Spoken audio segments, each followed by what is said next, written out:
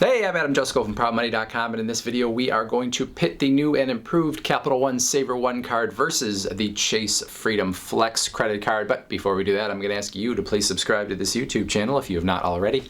And if you have already, I thank you for doing so. So earlier this week, Capital One they didn't really announce the improvements so much. They just kind of added some improvements to their Capital One Savor cards, the Savor Rewards, and the SavorOne card. For purposes of this video, the SavorOne card is what we are going to focus on with the changes to the card, with the enhancements to the SavorOne card.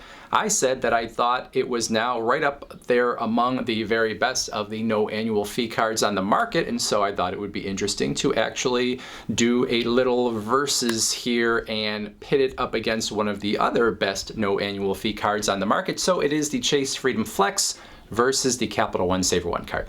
So both of these cards, no annual fee. Both of these cards, 3% cash back on your dining purchases. Both of these cards, as I make this video at least, offering a $200 bonus opportunity. Both of these cards, as I make this video, offering a 0% interest rate on your new purchases for the first 15 months that you have the card. So a lot of similarities right there, but obviously there are some differences too. So we're going to look at each card and see what it offers overall, and then we'll kind of look at what those differences are and pit them against each other and decide which one of these cards wins. So let's start with the Chase Freedom Flex card, no annual fee, 3% cash back on those dining purchases. As we have said, 5% back on purchases. According to a calendar that Chase provides every 3 months, the 5% categories change. So as I make this video, it's 5% at gas stations and home improvement stores. Last quarter, it was 5% at warehouse clubs, internet, cable phone services, and streaming services. Those were all bunched together as places where you could get 5% cash back on up to $1,500 in purchases in those 5% categories. So every calendar quarter, that changes where you can get 5%. In addition, you can get 3% back at drugstores, 5% back when you make purchases of travel through Chase's Ultimate Rewards travel portal, 1% back on everything else. As I make this video, $200 bonus opportunity for new card holders. There is the 0% offer that I mentioned, 0% for 15 months on new purchases with this card. Capital One SavorOne card, no annual fee, 3% cash back on those dining purchases. As we've said, 3% back on grocery store purchases. Now that does exclude your big box stores like Walmart, Target, etc. 3% back on most streaming services, 3% back on entertainment purchases, which includes a whole host of different things from movie theaters to amusement parks to bowling alleys to tourist attractions when you are traveling. So a whole lot of stuff can fall under that entertainment category, 1% back everywhere else. Same $200 bonus opportunity as the Chase Freedom Flex has. Also the same 0% offer on new purchases, at least as I make this video, 0% for 15 months on new purchases when you first get the card.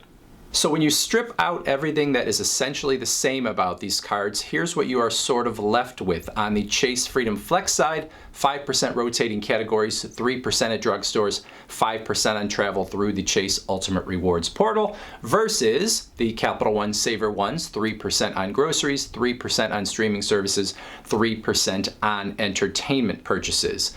Now, when you look at it that way, which one of those wins? To me, it is sort of a toss-up. If you were looking for one card to hold that was going to cover sort of the widest amount of, your everyday purchases, well, in the Capital One SavorOne card probably comes out ahead because it has the dining and the groceries and the entertainment and the streaming, a lot of different things where you're getting an enhanced reward. I could see that as being your sort of daily driver, the card that you are pulling out all the time, where with the Chase Freedom Flex, I think it is a little bit more of a complementary card. Maybe if you had other credit cards in your wallet, if you wanted to get at that 5% rotating categories, or if you use the Chase Ultimate Rewards travel portal, and I don't know if most people would other than to actually redeem rewards versus actually making purchases in most cases. But anyway, if that was attractive to you, this is a card that you would choose for those things. So it's sort of a toss-up. However, in truth, there are a few other factors to consider when we pit the SavorOne versus the Chase Freedom Flex. First of all, foreign transaction fees. The Chase Freedom Flex has them. The Capital One SavorOne card does not. Capital One, no extra charges levied on your purchases with the card outside of the United States. If you use the Chase Freedom Flex card outside of the United States, you're going to have an extra 3% fee added to every purchase that you make. Ease of approval is the next place I want to look at. Capital One generally thought of as being easier to be approved for their cards than Chase. However, in this case, I think it's not all that far off in terms of what your chances of approval are with these two cards. The Capital One SavorOne card, Capital One does say that it is for excellent credit. Now, their idea of excellent credit is sort of goes down into what I would think of as pretty good credit, where Chase oftentimes is thought of as being a little more difficult than Capital One, but Chase says that they are approving some people for the Chase Freedom Flex card with credit lines as low as $500. So that means some people whose credit is really not all that great, or their credit score is not all that high, or maybe they don't have a ton of credit history under their belt, are getting approved for this card. So I don't know that there's a whole lot of difference. The SavorOne probably a little easier than the Chase Freedom Flex, but not by much. The Chase 524 rule might come into play in your decision making. That is the unofficial but pretty much acknowledged rule that Chase is not going to approve you for a credit card if you have already gotten 5 or more credit cards in the past 24 months, and that's 5 or more credit cards with any issuer, not just with Chase. So some people prioritize Chase over the other card issuers to make sure that they can get approved and that they don't have too many credit cards that would stop them from being approved by Chase. Now, you might say to yourself, well, who cares if I, am over with Chase? I don't care that much about getting a Chase card versus anyone else. Well, the reason that some people prioritize Chase with that 524 rule is the next point in our comparison here, and that is points pooling, which is hard to say without spitting with all those P's. So you can pool your points with the Chase Ultimate Rewards program across all of their credit cards pretty much. And when you do this, obviously that means that you can have more points that perhaps you are going to redeem, but then you also have the potential with Chase's Sapphire cards to take your points from other cards, pool them with the points on those cards, and then use them to redeem through Chase's Ultimate Rewards portal and get even more value out of them. So if you have the Chase Sapphire Preferred, you can get a 25% boost on your points when you use them through Chase's Ultimate Rewards portal, and that means you can take the ones from the points from the Chase Sapphire Preferred and your points from the Chase Freedom Flex and any other cards, put them all together and get that 25% extra. If you have the Chase Sapphire Reserve, you can get 50% extra. Now, the Chase Sapphire Preferred has a $95 annual fee. The Chase Sapphire Reserve has a $550 annual fee as I make this video, so whether it makes sense for you to get those cards as well is a whole different question. But that is the reason that some people prioritize Chase, because they want the whole package. They want those travel cards. They want the ability to get that boost on their points through the portal and to pool their points from all Chase's cards. And Chase has some pretty good cards overall.